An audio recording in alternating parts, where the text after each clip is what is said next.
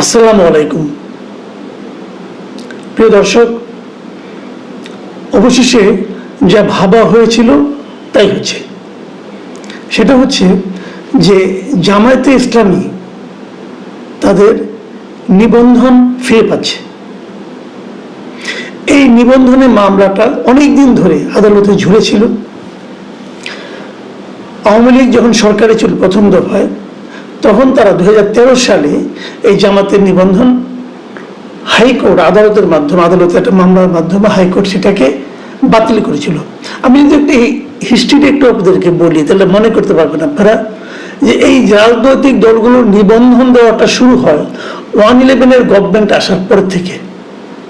কারণ 111 গভর্নমেন্ট এসে বললো যে প্রত্যেকটা রাজনৈতিক দলের একটা নিবন্ধন থাকতে হবে এবং নিবন্ধিত রাজনৈতিক দলগুলো একটা প্রতীক নিয়ে নির্বাচন করতে পারবে। তখন 2008-এর নির্বাচন যেটা হয়েছিল, সেই নির্বাচনে কিন্তু জামাতে ইসলামী তাদের নিজস্ব প্রতীক দাঁড়িপাল্লা নিয়ে নির্বাচন করেছিল। কিন্তু 2009 সালে এসে এই তরিকত ফেডারেশনের মহাসচিব তৎকালীন এবং তার সঙ্গে আরো প্রায় 20-25 জন ইসলামী ভাবধারার দলের নেতৃবৃন্দ হাইকোর্টে একটা রিট করে এই জামাতের নিবন্ধন পাওয়ার না, কারণ জামাতের অনেক কিছুই আমাদের সংবিধানের সঙ্গে সাংঘর্ষিক, আরপিওর সঙ্গে সাংঘর্ষিক, এরকম অনেক কিছু তারা বলেছে। এবং সেই প্রেক্ষিতে জামাত কিন্তু তখন তাদের নামও পরিবর্তন করেছিল। আগে দলটির নাম ছিল জামায়াতে ইসলামী বাংলাদেশ, পরে নাম চেঞ্জ করে তারা বলেছে যে বাংলাদেশ জামায়াতে ইসলামী। তারা কিন্তু নামও পরিবর্তন করেছিল, কিন্তু তাতেও শেষ রক্ষা হয়নি। 2013 সালে হাইকোর্ট 1 আগস্ট 2013 সালের 1 আগস্ট হাইকোর্ট জামাতের নিবন্ধনকে অবৈধ ঘোষণা করে। এই অবৈধ ঘোষণা করার পর তারপরে তারা আপিল করে, অমুক করে, তমুক, এত বছর পরে, সেই 2013 সাল আর 2025 সাল, 12 বছর পরে এখন আপিল বিভাগ আজকে মানে 1 জুন 2025 আজকে জামাতকে নিবন্ধন ফিরিয়ে দেওয়ার জন্য আদেশ দিয়েছে। এখন এই আদেশের লিখিত কপি নির্বাচন কমিশনে যাবে, যাওয়ার পর জামাত তার নিবন্ধন ফেরত পেয়ে যাবে। তাহলে জামাত তখন হবে নিবন্ধিত দল। বাংলাদেশে নিবন্ধিত দলের সংখ্যা হলো 50টা। তো এই 50টা হলে জামাত আসলে পরে 51 নম্বর দল তারা হবে নিবন্ধিত হিসাবে। এটা হলো মূল ঘটনা। এখন এর মধ্যে কিন্তু আরো অনেক কিছু ঘটনা আছে। কি, জামাতকে যখন নিবন্ধন বাতিল করা হয় তখন কিন্তু তার প্রতীকটাকে বাদ দেওয়া হয় না। প্রতীক কিন্তু তখনও ছিল দাঁড়িপাল্লা নামের প্রতীক ছিল। তো এই প্রতীকটা বাদ দেওয়া হয় আরো কয়েক বছর পরে। সেটা হলো যে 2016 সালে। কেন বাদ দেওয়া হয়? সেটা বাদ দেওয়া হওয়ার পেছনে কিন্তু আপনার এই উচ্চ আদালতের, হাইকোর্টের একটা ভূমিকা আছে। হাইকোর্টের ভূমিকা এরকম, হাইকোর্ট সুপ্রিম কোর্টের একটা ভূমিকা আছে বলবো। সুপ্রিম কোর্টের ভূমিকাটা এভাবে যে সুপ্রিম কোর্টের উভয় বিভাগের বিচারকরা তাদের উপস্থিতিতে একটা ফুল কোর্ট সভা হয়। সেই সভায় সর্বসম্মতক্রমে একটা সিদ্ধান্ত হয় এবং তারা বলে যে দাঁড়িপাল্লা হলো ন্যায় বিচারের প্রতীক এবং এই হিসাবে সেটা সুপ্রিম কোর্টের মনোগ্রামে ব্যবহৃত হয়। আপনি এখনো দেখবেন যে সুপ্রিম কোর্টে যান, হাইকোর্টে যান, দেখবেন আপনি উপরে কিন্তু দাঁড়িপাল্লার একটা মনোগ্রামে আছে, কি ছবি আছে। তো যেহেতু এটা উচ্চ আদালতের মনোগ্রামে দাঁড়িপাল্লাটা ব্যবহৃত হচ্ছে, এটা কোনো রাজনৈতিক দল বা অন্য কোনো সংগঠনের, অন্য কোনো প্রতিষ্ঠানের প্রতীক হিসেবে থাকতে পারবে না। এই মর্মে তারা একটা প্রশাসনিক সিদ্ধান্ত নেয় এবং সেই সিদ্ধান্ত তারা নির্বাচন কমিশনকে জানায়। জানানোর পর নির্বাচন কমিশন এই দাঁড়িপাল্লা প্রতীকটিকে, তাদের যে সমস্ত প্রতীকের তালিকা আছে, এখন পর্যন্ত তালিকা আছে 75টা।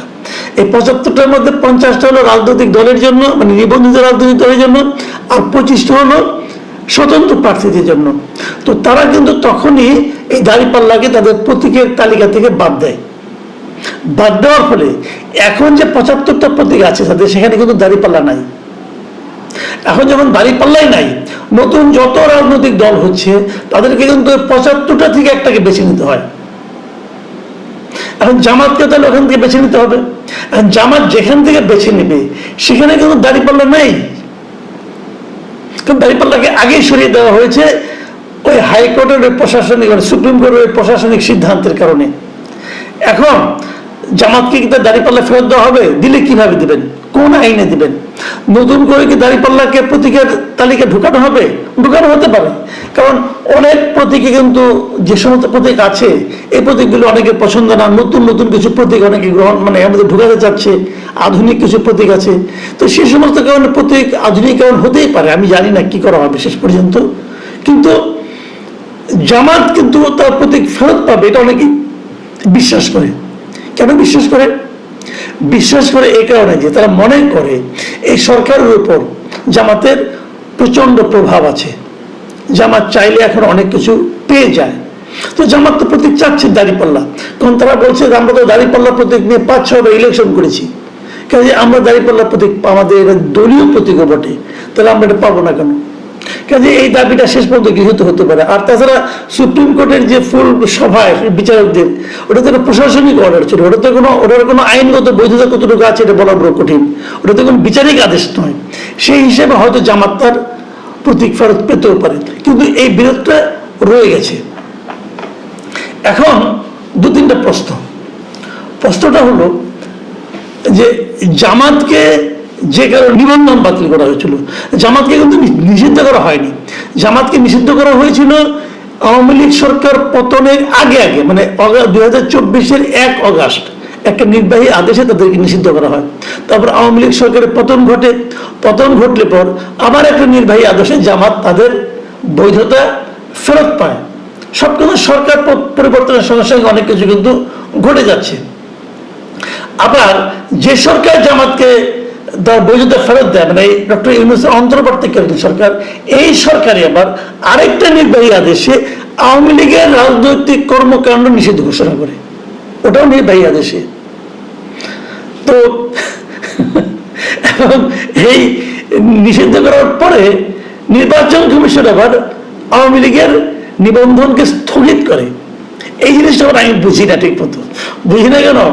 যে নির্বাচন কমিশনের কোন রাজনৈতিক দলের নিবন্ধন স্থগিত করার কোনো বিধান আমি খুঁজে পাইনি আরপিওতে। আমি যতটুকু পড়েছি ওখানে হয় আপনি একটা রাজনৈতিক দলের নিবন্ধন গ্রহণ করবেন অথবা বাতিল করবেন, কিন্তু স্থগিত করার কোনো অপশন আছে আমি দেখিনি।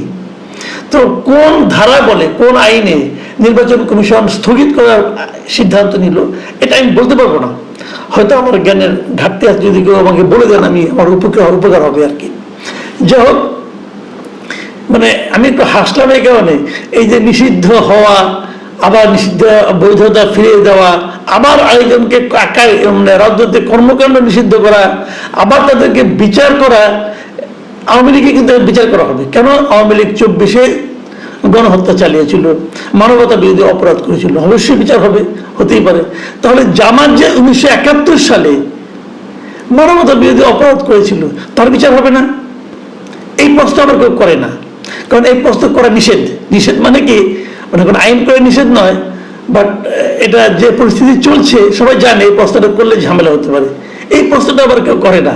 তো যদি করতো, যদি আইন প্রকৃতপক্ষে সবার জন্য সমান হতো, তাহলে কি হতো? যখন আপনি আওয়ামী লীগের বিচার করবেন 2024-এর কর্মকাণ্ডের জন্য, তখন একই সঙ্গে আপনি 71-এও জামাতের কর্মকাণ্ড নিয়ে বিচার করবেন। তখন আওয়ামী লীগ জামাতের কর্মকাণ্ডের বিচার হয় না এই কারণে যে তখন এই ট্রাইব্যুনালের এই বিচারের ক্ষমতাটা ছিল না।